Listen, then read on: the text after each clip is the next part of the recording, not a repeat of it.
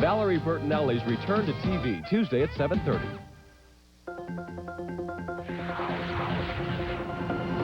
Coming up on Eyewitness News Nightcast, the shocking heist of a priceless artwork from the Gardner Museum takes on a graver dimension tonight.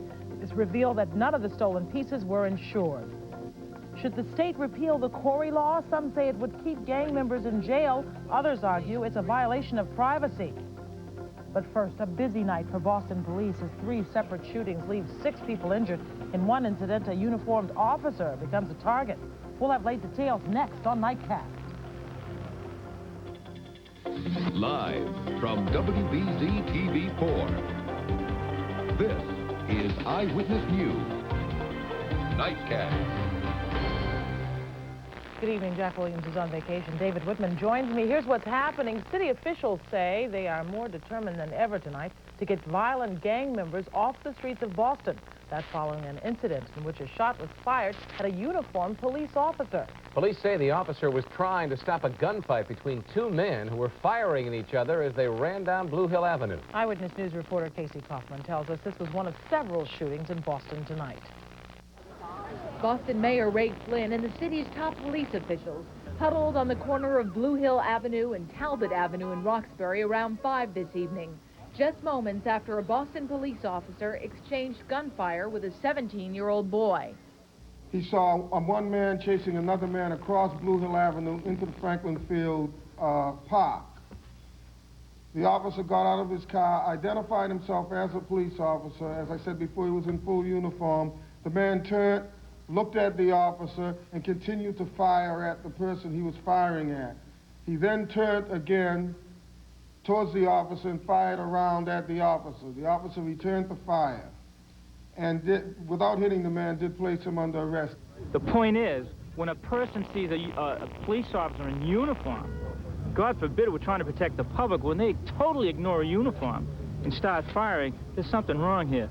Ironically, at the same time, just across the street, Detective Raymond Mosier witnessed yet another unrelated shooting, which left 18-year-old Trek Culbreth shot in the chest. While friends of the victim gathered at Boston City Hospital, waiting for word, Mayor Flynn called Culbreth a statistic in the city's gang war. People are terrorized. Gang here at Franklin Hill, and the gang over here at Franklin Fields. And they're hoodlums, they're criminals, and they're intimidating good, decent, law-abiding people.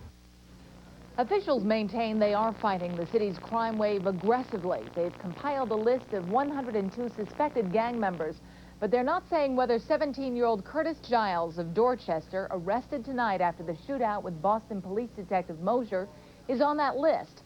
They did say, however, that Giles is well known to police with a number of prior arrests. Liz? Casey, thank you. And in another separate shooting incident, 4 people were injured tonight on Kerr Way near the Ruggles Street station in Roxbury. Police say a woman and 3 men were sitting in a car when a man armed with a shotgun approached that vehicle and opened fire. Tonight, all 4 are listed in stable condition. And Boston police are also investigating a shooting incident at the Fifield Elementary School this afternoon. One shot was fired through a window and fell to the floor of a classroom. The other went through a steel door. No one, luckily, was struck by the bullets. The students were dismissed after police searched the area. Police will be back at that school as those students arrive tomorrow. David. Boston's wave of violence, coupled with confusion in the court system, will renew a debate over the privacy rights of defendants and convicted felons. Eyewitness Newsman Dan Ray reports on a little-known Massachusetts law which shields criminal and court records from public view. We can't give you the fact that that person or anyone else has a long, extensive involvement with the law regarding violent crimes. There is a law in Massachusetts that prevents public officials from disclosing prior criminal records of any individual.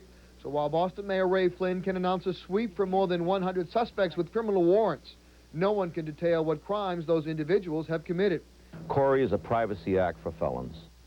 It is the so-called Corey law, the Criminal Offender Record Information Statute of 1972, that Bill Plant of the Massachusetts Newspaper Publishers Association has fought to overturn for years. Let me put it this way. You have less control over your credit rating than a felon has over his criminal history. But Ernest Windsor of the Massachusetts Law Reform Institute says Corey is essential. One is sort of the basic privacy interest of being able to conceal after a period of time embarrassing facts about yourself that you don't want the world to know. And then there's the much more specific privacy interest in the criminal justice area, which is to make rehabilitation have a chance of working. Currently, Corey protects defendants from arrest through incarceration.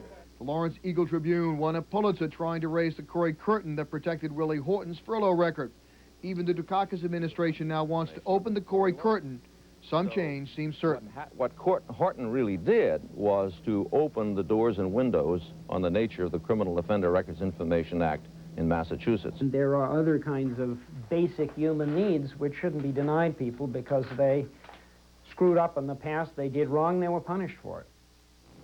Legislation to reform Corey passed both the House and Senate last session, but the bill died before final passage. A bill to reform Corey has again been filed in 1990, and some reform is expected to go to the governor's desk this year. David? All right, Dan, thank you. The enormity of the theft is still sinking in tonight. 12 nearly priceless works of art stolen from the Isabella Stewart Gardner Museum in Boston over the weekend. It could be the biggest heist in modern history. Some experts value the stolen pieces at more than $200 million. Among the missing works, paintings and etchings by Rembrandt, Degas, and a rare Vermeer. Two men dressed as policemen got past the museum's elaborate security system early Sunday morning. You know, at this point in time, I can't say that this is going to be solved quickly. I can't say that it's going to take a long time. We're still in the very early stages. The thieves spent 2 hours inside. They stole from 3 specific rooms, taking certain paintings, but passing up dozens of equally valuable works. That led to speculations the thieves were working for a black market collector. They were taken so well known that it would be impossible to move them in the legitimate market. So they'd have to be somehow dealt with in the black market for as a ransom type situation. But the terms of eccentric Mrs. Gardner's will prohibit the museum from paying ransom for the paintings or even replacing them with other works. And for that reason, the artwork was insured against damage, but not against theft. Liz? In the Soviet Union, Moscow is tightening its grip on Lithuania tonight to keep the republic from seceding. Moscow has taken direct control of communications and factories in Lithuania, and Lithuanian officials are reporting unusual Soviet troop movements in the republic, though the Soviet Union is denying those reports. Meanwhile, Lithuania is standing firm on its declaration of independence, and the independence movement has begun signing up volunteers for a citizens' army. Still to come on tonight's Nightcast, the judge in the John Poindexter trial says no to motions for a mistrial. The Bay State's financial woes deepen as the bond rating becomes the lowest in the nation. And later in sports, the Indianapolis Colts running back Eric Dickerson announces he's quitting football. Bob will have the details. Stay tuned.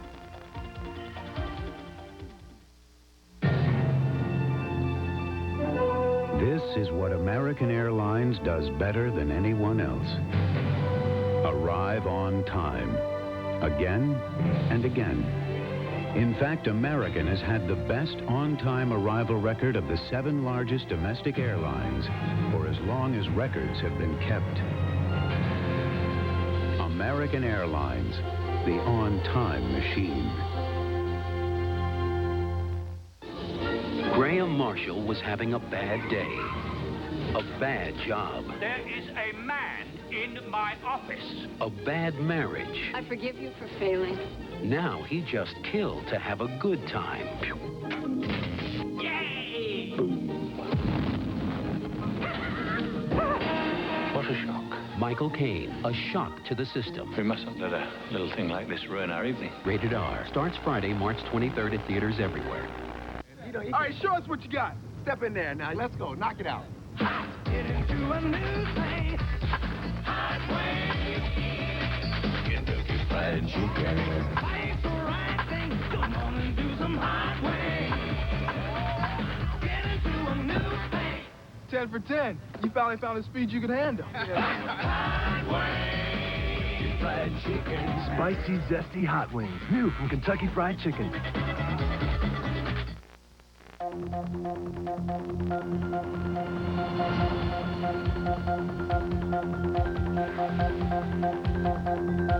It rolls.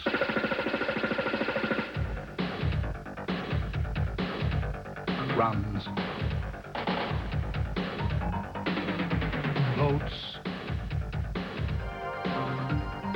Flies. walks, or crawls. Flexible funding from the CIT group can get it moving. With no solution in sight to the state's fiscal problems, Massachusetts now has a dubious distinction of having the lowest bond rating in the nation. Today, Moody's Investor Service, a Wall Street rating agency, dropped the state's bond rating from Baa1 to Baa. The state treasurer says the state's low credit rating overall will cost an estimated $100 million more a year in higher interest rates. The governor hopes the grim news will light a fire under legislators for more cuts and more taxes. We have to raise additional revenue. I think people know it, and I hope it's a reminder and a good, strong message to the legislature. Still, the House is not expected to take up any tax package until May. In Worcester, word that the British are coming is sparking a revolt reminiscent of colonial days. BTR, a British industrial giant, wants to take over the Norton Company, a Worcester-based manufacturer. Chair and corporate raider John Cahill is offering $1.6 billion. But today, several thousand Norton employees and their supporters rallied in protest. They believe a takeover by BTR would spell the beginning of the end for Norton and their jobs. Cahill insists he would not close the plant. Meanwhile, the Norton Company is planning a counterattack to fight the British takeover. David? About 1,000 police officers from Massachusetts, New Hampshire, and Rhode Island gathered in Lawrence today for the funeral of police officer Thomas Duggan. The 47-year-old Lawrence patrolman died of head injuries on Friday. Police say he was attacked Wednesday by a man with a baseball bat after a traffic dispute while Duggan was off duty. Charged in connection with Duggan's death is 22-year-old William Rodriguez. Attorneys for John Poindexter tried again today to have his case dismissed, but once again, a federal judge denied the request. Poindexter's lawyers wanted a mistrial declared after a prosecutor made reference to testimony Poindexter gave Congress on the Iran-Contra scandal under the grant of immunity. It happened while the prosecutor was questioning Congressman Lee Hamilton. Judge Harold Green denied the request, though, saying the question was harmless beyond a reasonable doubt. Wish we could say the same about the first day of spring, but I don't think we can. No, I think it's going to be a little cold, rain, snow. Bruce will fill us in on all the weather details. He's next. Just now, the last thing on Tom's or Becky's mind is the Honeywell control technology operating this elevator. But if they were thinking about that, we wouldn't be doing our job.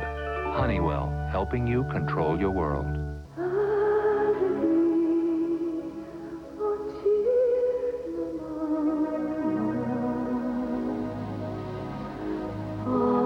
It is said, in the course of a lifetime, you'll make only one or two true friends. We know where you just might find a third. Ireland, the ancient birthplace of good times. Call 1-800-SHAMROCK. Motor Trend's Car of the Year award hasn't been won by an American luxury sedan in 38 years. Until now. Until the 1990 Lincoln Towncar, with more room than any car in its class. A 5-liter V8 engine, supplemental airbag restraint system, available anti-lock brakes, and a combination of technological features most luxury cars can't match. Motor Trend's Car of the Year for 1990, the Lincoln Towncar. Now more than ever, what a luxury car should be. Enough said. Just now, the last thing dancing through Harold or Mary's mind is the Honeywell Security system protecting their home. Then if they were thinking about that, we wouldn't be doing our job. Honeywell, helping you control your world.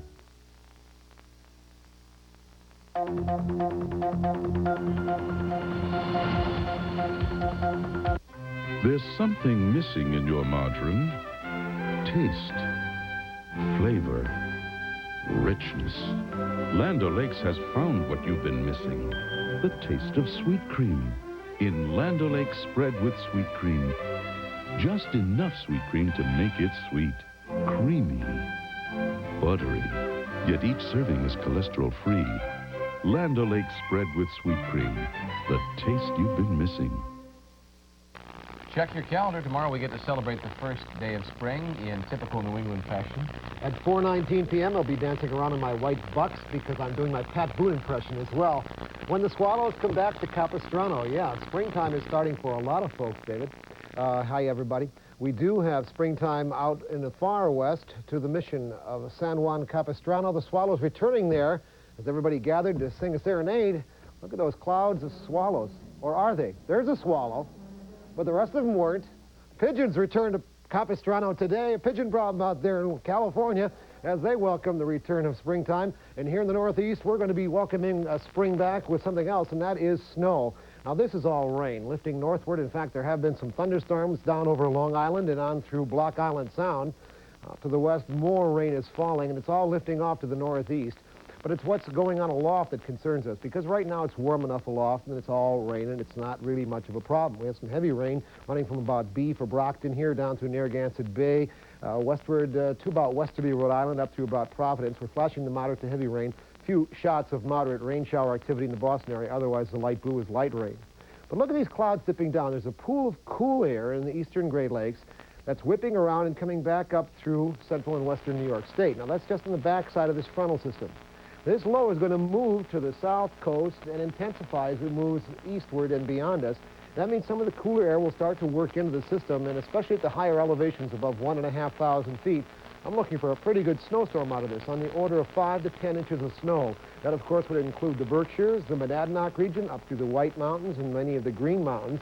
And even in the hills of Worcester at about 1,000 feet, at least several inches are likely by tomorrow night. So it's going to be changing over to a rain situation out in our western areas during tomorrow and moving closer and closer to Boston. It should end as snow even here in Boston on early Wednesday morning.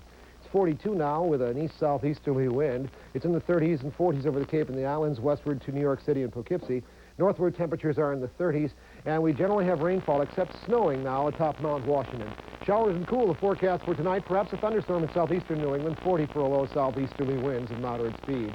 Tomorrow, the winds increase out of the east, rain and fog all day. Some of that rain could be heavy. Cool temperatures only in the lower 40s, marginal VFR, and a high tide in the early morning. And for tomorrow night, we'll have a mixture of rain and snow here, but even in the hills, it'll be turning to snow. The temperatures will hold in the mid-30s with an increasing northeasterly wind.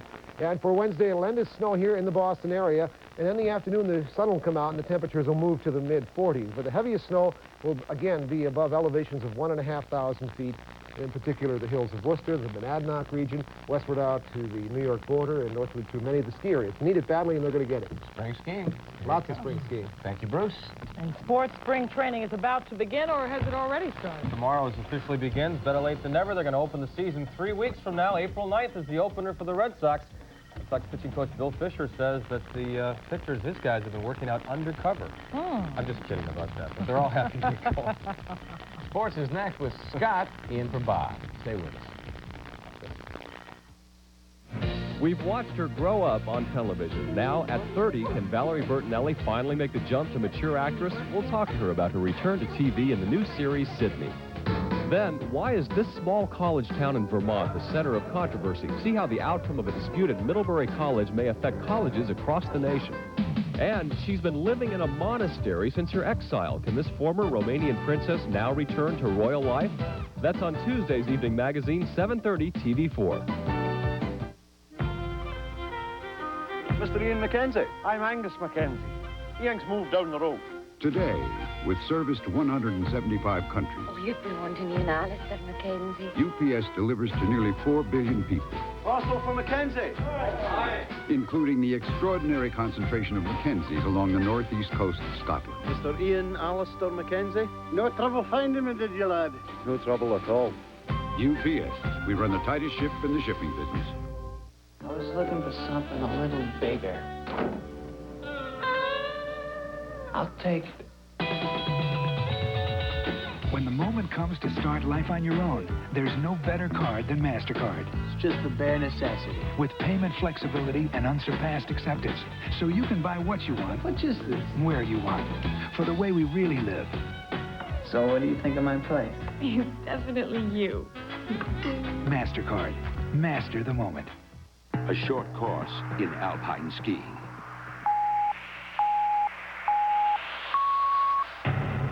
Test drive the all-wheel drive BMW 325 iX at your New England BMW dealer. Car and Driver said, we hereby nominate the BMW 325 IS for permanent status in the Car Enthusiasts Hall of Fame. We just nominated for a test drive. Buying 35mm film is never easy. I'm confused. It's all very simple. There's 100. For inside and out. Unless it's too dark or too bright. And then change to 400. Or you could push it to 800. If you don't mind the gray. But it is faster. Depending on the condition. Well, then you'd use 1,000. Of course. Change to 400? Introducing 35mm Polaroid One Film. With one film, you can get beautiful pictures in bright light, low light, inside and out. New 35mm One Film. For beautiful pictures, the choice is easy. We'll be hearing from Bob Lobel, who's at spring training, which is now official. It works. That's right. Now, Bob was in constant communication with our office from some of Florida's finest golf courses, just waiting for word to break. When it did, he was there. Even as we speak, maintenance men are no doubt trying to unlock those rusty gates. The owner's lockout lasted 32 days, but the agreement reached late last night has finally set the wheels in motion for baseball 1990. The major issue of arbitration, the deal is to allow 17% of the players with between 2 and 3 years of experience to be eligible for arbitration. The Red Sox open their gates tomorrow, and with opening day now scheduled for April 9th, the Sox will have the honor of throwing out the first pitch of the Major League season in their opener with the Tigers. Bob Lobel is in Florida. He reports tonight from Winter Haven. Spring is officially here tomorrow. Spring training officially opened today. 3 weeks of it anyway. The question is it going to be enough? It's going to be enough for the everyday players. The pitchers, you know, it definitely won't be enough, but they'll probably just have to use the bullpen a lot more the first 3 or 4 weeks of the season. So right now, I think we're going to take the 3 weeks and use it as fine-tuning and get ready for the season. This lockout was no bed of roses for the Red Sox or anybody else for that matter. And if you're keeping score as to who won or who lost, you got to look at it this way. The players got most of what they wanted. The owners, well, Red Sox Vice President Haywood Sullivan had this comment. You know, there's always winners and there's always losers on both sides, and I think that the owners at this particular time has established their credibility. They've preserved the lockout situation, and the players have preserved their strike situations. The lone Red Sox player hurt by the agreement over arbitration was Ellis Burks. Burks came up short on qualifying for the 17% to be eligible for arbitration. He was upset today when he went home, refusing to comment to the media. Well, he's a little upset. I'm sure that being 14 days short would upset anyone, especially the caliber of a player of Ellis Burks. The way you got to look at it is that if he can go out and play the way Ellis Burks is capable of playing, 5 years down the line, Ellis is not even going to mind this situation at all. Reporting on spring training that's finally here from Winter Haven, Florida. This is Bob Lobel for TV4 Sports. All right, thank you, Bob. We'll hear from Bob Lobel again tomorrow. Indianapolis Colts running back Eric Dickerson has rushed for more than 11,000 yards in a 7-year pro football career. That's good enough for 7th on the all-time list. But if his remarks to Indianapolis television station WFYI are to be taken at face value, Dickerson has carried the football for the final time. I've told the Colts, I'm through. I mean, I'm through. I'm through with football. I mean, they know it. I mean, so I'm telling you, I'm finished. And that's because you're disgruntled now, or? No, not disgruntled. I'm smart. I don't want to get hurt. I don't want to end up in a wheelchair for the rest of my life. God gave me such a talent to play this game, and I mean, I'm still good, and I know I'm good because he gave me that talent, and my talent is still very sharp. But rather than stay in Indianapolis and take the pounding that I'm taking, I'd rather quit.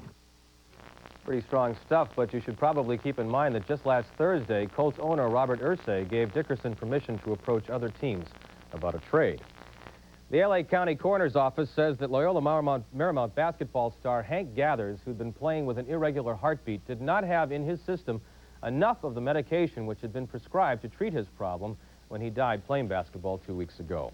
The Bruins will next play the Quebec Nordiques Thursday night at the Garden. That is, if they have enough strength left to lace up their skates.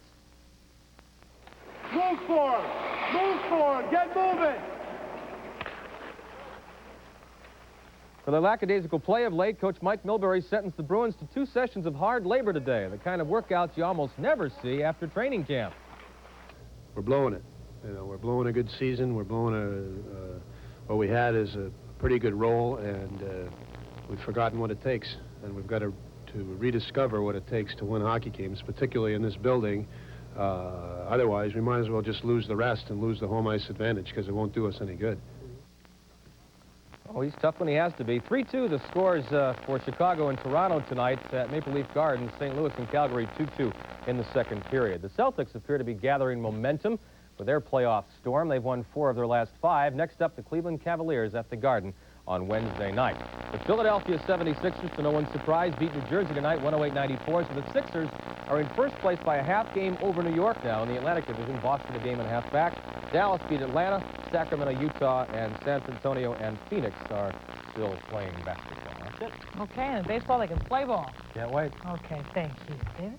Tonight, Joyce reviews A Quiet Film, which has Academy Award nominee Jessica Lange topping the bill, but this is not the film for which she was nominated for Best Actress. No, that was Music Box, and in fact, I think she was much better in this film, and this is without a doubt a much better movie that we shouldn't be quiet about. It's called Men Don't Leave, and it has a very intelligent screenplay. It's gentle without being sentimental, and it is sensitively acted by Ms. Lange and a young Boston College student who makes his motion picture debut here.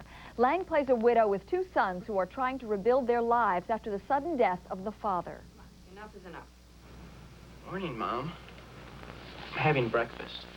Well, you can have breakfast at home.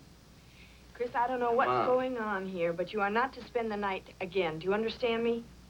The movie unfolds like life. It's predictable, but in an unpredictable way. For example, Lange meets a man and finds work baking muffins. In a lesser film, she would have fallen madly in love and become the donut queen of Baltimore. In this film, she gets a nosebleed the first time she kisses the new guy, and later tosses her muffins right out the window. The film is also wise and realistic as it charts the course of grief in this family. They appear to cope quite well at first, but soon and inevitably there's a day of reckoning. Lange's complex, understated performance is a marvel. She finds every shade of feeling in a moment and delivers it fresh. Her eldest son is played by a 19-year-old Boston College sophomore making his movie debut, Chris O'Donnell. This was, my first anything, really. I had done commercials and stuff in high school and some print work, but I'd never done any kind of a movie or had a bit part or been in a high school play or anything. Working with Jessica Lange, I mean, that had to be intimidating to some extent, I would think.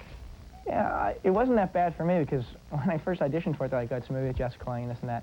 And I knew she was a movie star, but I wasn't sure which one she was because, there's a lot of movie stars, and I never was really into movies. Would you like a Pellegrino? Is that beer? No, it's bottled mineral water. Oh, yeah. Yeah, sure. I love those. Are really good. You're really sweet. I'll get you a juice. He is really sweet in this film. He's got to do very well. He's majoring in finance, and he now knows who Jessica Lange is, for sure. He'll fit right into Hollywood with those Yes. two things in his... And an excellent film. You should see it. Thank you for joining us tonight. Good night.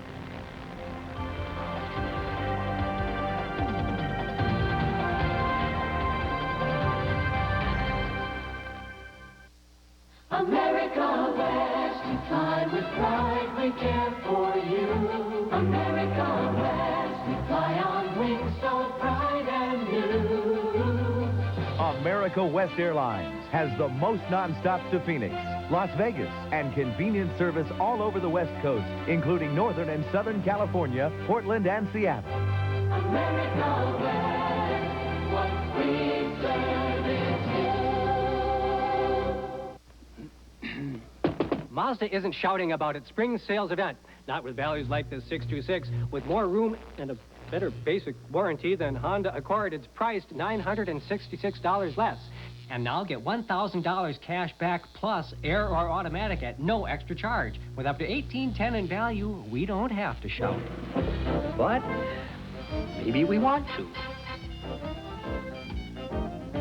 At your local Mazda dealers now. Les Miserables, the musical that's still selling out on Broadway and taking the world by storm. On my own, pretending he is beside me.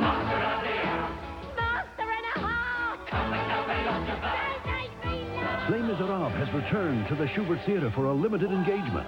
Call 1-800-233-3123 for Les Miserables. Don't miss it. Inside Report, weekdays at 4 on TV4. And now, stay tuned for the best of Carson.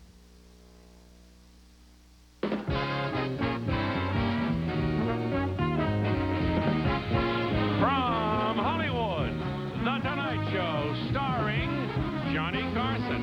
This is Ed McMahon with Doc Severinsen and the NBC Orchestra inviting you to join Johnny and his guests, Academy Award winner Jodie Foster, the songs of Reba McEntire, and Carson monologue abstainer, Josephine Burke. And now, ladies and gentlemen, here's Johnny.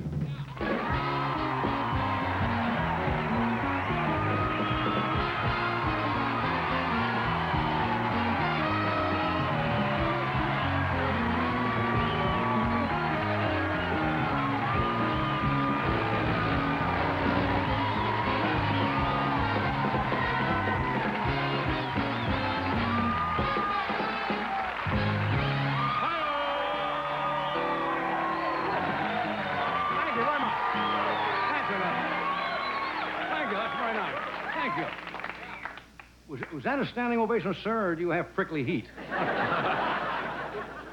Oh, you're in a grand mood tonight. Thanks for coming. Have they been keeping you outside? You believe this? What is it in the valley right now? 105. 105 degrees. Now, you see, when it reaches 105 degrees in California, you get what is known as the Bryant-Gumbel effect. You want to beat up the weatherman.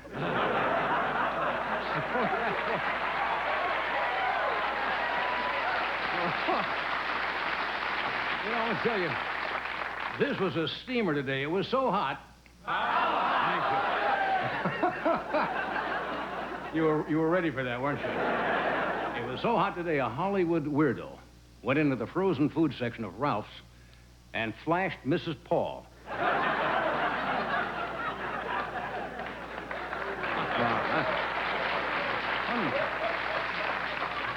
It was so hot today, Margot Adams was dating hockey players.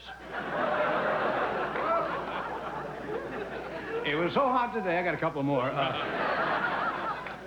Snow White was hiding behind Alan Carr for shade. Oh, well. The temperature's rising faster than gas prices. Right. You know what is gas now, about $1.40?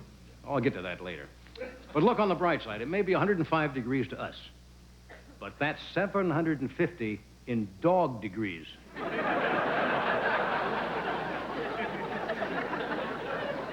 How are you? Very well, thank you. Where'd you park the boat? God,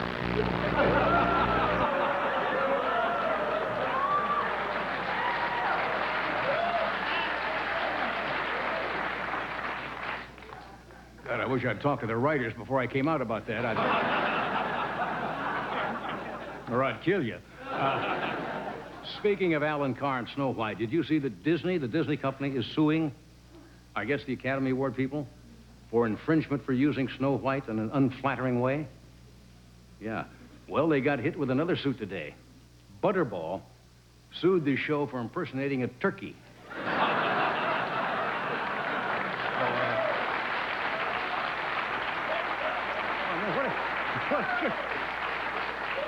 Now, the Disney organization is a high-class organization, but I think it's a little ironic they're suing for unflattering use when they stick Mickey Mouse's face on everything but airline barf bags. Well, what else is happening today? I guess the big news thing is Gorbachev is in Cuba, right? Have you followed that on television? It's a real media circus. I understand we need Dan Rather there, but do we need the anchor team from Entertainment Tonight? You see, Dan Rather, he's always in the streets. He wants to get out and look like he's amongst what's really going on, and he looked uncomfortable. Because, you see, they got cutbacks at CBS News, and if you look closely, he's not in Havana. He was standing in front of Cuban Pete's Taco drive-thru down here on Sepulveda Boulevard. Gorbachev gets great press, doesn't he? Yeah. Like when he was in the United States. Did you see him arriving? He was surrounded by 6 roadies wearing satin jackets that said, Gorby Tour 89. Now, Castro, to me, just doesn't make it as a world leader. He looks like Gabby Hayes, and he dresses like Gomer Pyle. Weird. But the Cubans, as you know, are not used to a lot of visitors. They took a poll. They showed that most Cubans thought that Dan Rather was Desi Arnaz, and Gorbachev and Reza were Fred and Ethel Mertz.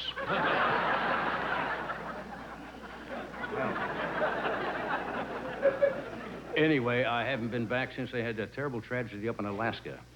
That swell company, Exxon. Really did thing, huh? They say the captain was drunk. At the controls, right? And they can't find him. They said the captain, we've been hearing for 3 days, the captain is looking to turn himself in. It's not that he's avoiding the police, he can't find the damn station.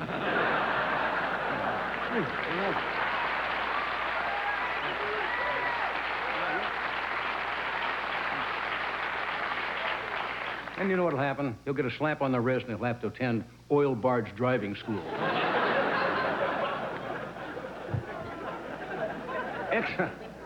The Exxon company, the company was a heart. I thought was pretty cavalier about the whole thing. Their idea of a cleanup crew was to send Nancy Walker up there with a roll of Bounty towels.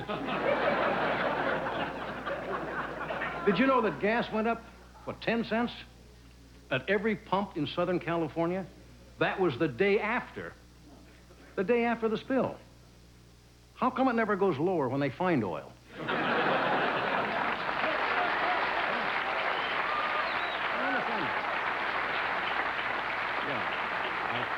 I love the Exxon company. They said the oil spill was a fluke accident.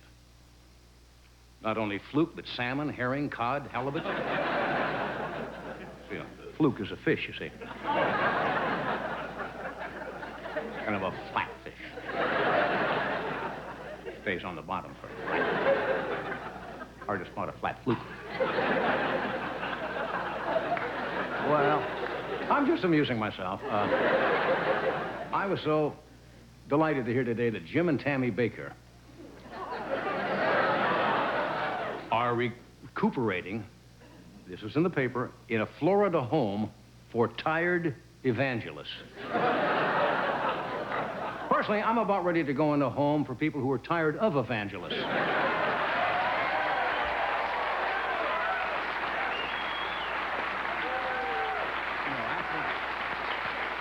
No, I think Jim and Tammy are staying at the Jimmy Swaggart Home for Poop Preachers. I think in Loose Drawstrings, Florida. Some town like that. What else has happened since I've been gone? California may ban, now get this, suction dolls that you stick on car windows. May ban them. Is there something wrong with the society that it's okay to carry an Uzi, but they're going to ban suction dolls on windshields? Remember Vice President Spiro Agnew? Yes. He's in the news. You know what he wants? He wants $24,000 to be paid back to the government for bribes that he had to pay them. And he wants to take that as a deduction. That make sense to you? They shouldn't do that because every politician will want that.